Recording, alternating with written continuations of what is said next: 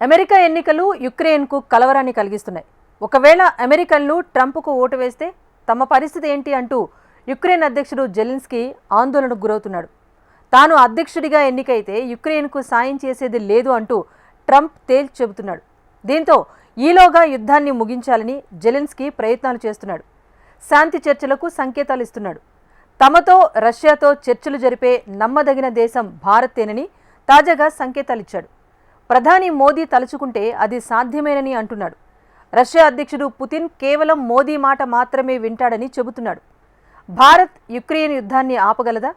మోదీపై జెలెన్స్కీ ఎందుకు ఇంత నమ్మకం కుదిరింది? Watch the story.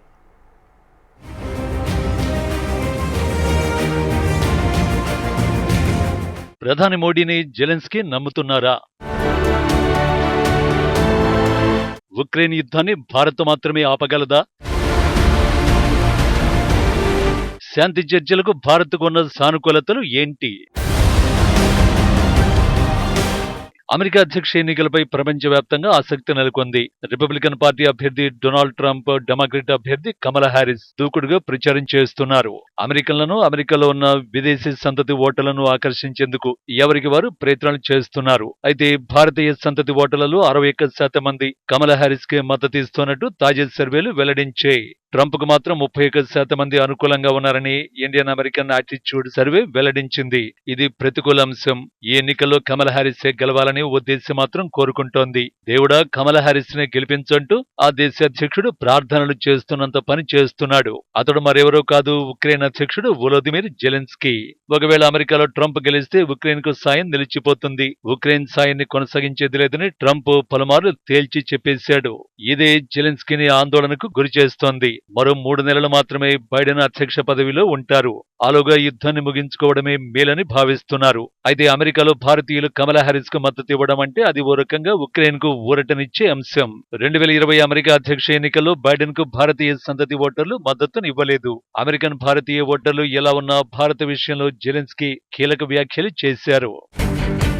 ఒకవేళ యుద్ధాన్ని ముగించుకోవాలని జెలెన్స్కీ భావిస్తే దానికి ఉన్న ఆప్షన్ దౌత్యమే. అయితే ఉక్రెయిన్ యుద్ధాన్ని ఆపేందుకు చాలా దేశాలు ప్రయత్నించాయి. అందులో టాప్ లో ఉన్నది చైనా, తుర్కీయే. ఈ 2 దేశాలను జెలెన్స్కీ నమ్మడం లేదు. కానీ జెలెన్స్కీ నమ్మదగిన దేశం ఏది అంటే భారత్ అని తాజాగా ఉక్రెయిన్ అధ్యక్షుడే స్వయంగా చెప్పారు. ప్రపంచవ్యాప్తంగా మోడీకి గుర్తింపు ఉందన్నారు. రష్యా ఉక్రెయిన్ చర్చలు భారత్తోనే జరగచ్చని ఆశాభావాన్ని వ్యక్తం చేశారు. యుద్ధం జరుగుతున్న సమయంలో ఇరు దేశాలతో చర్చలు జరిపే దేశం అవసరమని, అది కూడా నమ్మకమైన దేశమైతేనే దౌత్యం ముందుకు వెళుతుందని జెలెన్స్కీ స్పష్టం చేశాడు. వాస్తవానికి ముందు నుంచే భారత్ ఈ విషయాన్ని చాలా స్పష్టంగా చెప్పింది. డైలాగ్, డిప్లొమసీతోనే వివాదాలు పరిష్కారమవుతాయని భారత్ పలుమార్లు ఉక్రెయిన్ అధ్యక్షుడికి సూచించింది. కానీ జెలెన్స్కీ పట్టించుకోలేదు. ఇప్పుడు ట్రంప్ రూపంలో ప్రమాదం ముంచుకొస్తూ ఉండడంతో కాపాడండి అంటూ వేడుకుంటున్నారు. మిత్ర దేశాలు ఆయుధాలు ఇవ్వకపోవడంతో యుద్ధాన్ని ముగించేందుకు యత్నిస్తున్నాడు. వాస్తవానికి ఉక్రెయిన్తో చర్చలకు భారత్ సహాయపడగలదని రష్యా కూడా గతంలోనే తెలిపింది. చర్చలకు నాయకత్వం వహించే సత్తా మోడీకి ఉందని వెల్లడించింది. ఒక్క మోడీ మాత్రమే ఇటు పుతిన్తో అటు జెలెన్స్కీతో అమెరికాతోనూ స్వేచ్ఛగా మాట్లాడగలరని క్రెమ్లిన్ వెల్లడించింది. భారత్ బెస్ట్ అని రష్యా ఉక్రెయిన్ అధ్యక్షులు ఎందుకు నమ్ముతున్నారు? అందుకు కొన్ని కారణాలు ఉన్నాయి. మొదటి కారణం, అంతర్జాతీయ స్థాయిలో భారత్ సత్తా చూపుతోంది. పలు విభాగాల్లో కీలకమైన పాత్రను ఢిల్లీ పోషిస్తోంది. ముఖ్యంగా పలు శక్తివంతమైన దేశాలతో భారత్కు సన్నిహిత సంబంధాలు ఉన్నాయి. చైనాను తీవ్రంగా వ్యతిరేకిస్తోంది అమెరికా, కానీ భారత్తో మాత్రం సానుకూలంగా వ్యవహరిస్తోంది. రెండో కారణం, భారత తటస్థ వైఖరి. ఉక్రెయిన్ యుద్ధం విషయంలో ప్రారంభం నుంచి భారత్ తటస్థ వైఖరిని అవలంబిస్తోంది. ఉక్రెయిన్పై దాడికి దిగిన రష్యాను భారత్ వ్యతిరేకించలేదు, కానీ అంతర్జాతీయ వేదికలపై యుద్ధాన్ని మాత్రం ఖండించింది. పలుమార్లు ఐక్యరాజ్య సమితి సమావేశాల్లో తమ వైఖరిని భారత్ కుండ బద్దలు కొట్టేసింది. అంతేకాదు యుద్ధం ప్రారంభమైన 7 నెలల్లోనే పుతిన్ సమక్షంలో యుద్ధంపై స్పందించారు.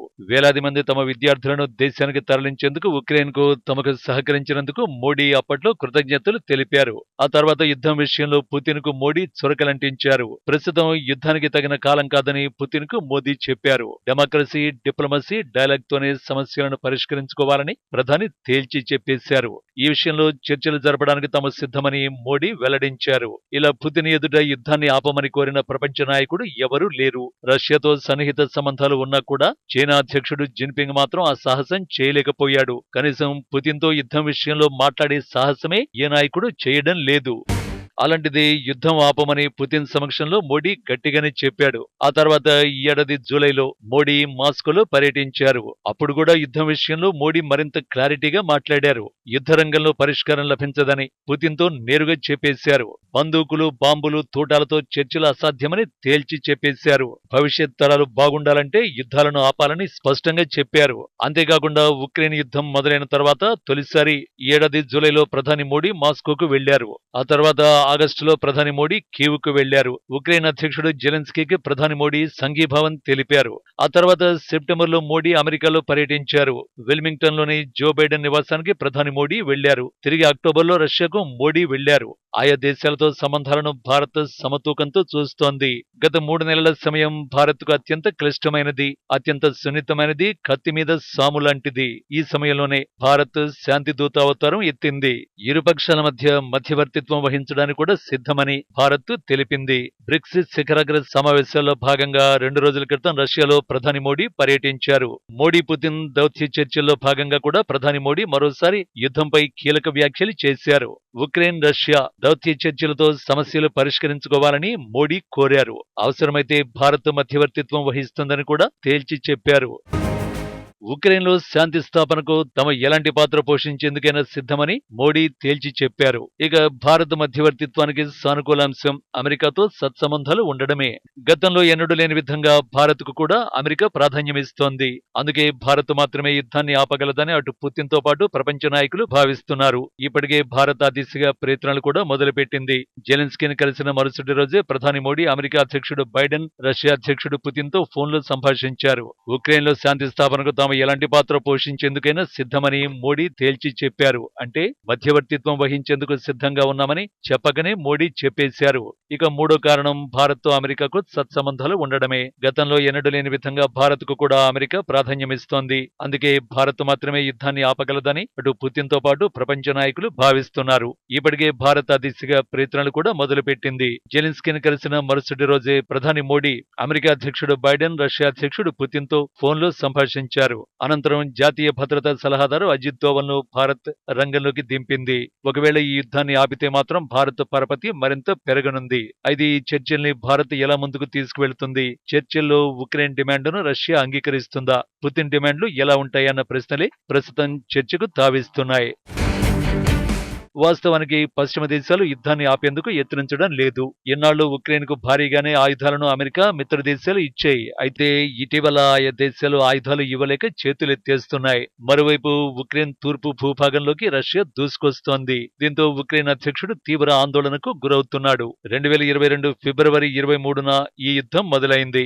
నాటి నుంచి ఉక్రెయిన్ భారీ విధ్వంసానికి గురైంది. ఈ యుద్ధం కారణంగా ఇరు దేశాలు వేల మంది సైనికులను కోల్పోయాయి. ప్రత్యేకించి ఉక్రెయిన్లో ఎందరో అమాయకులు ప్రాణాలు కోల్పోవడం విచారకరం.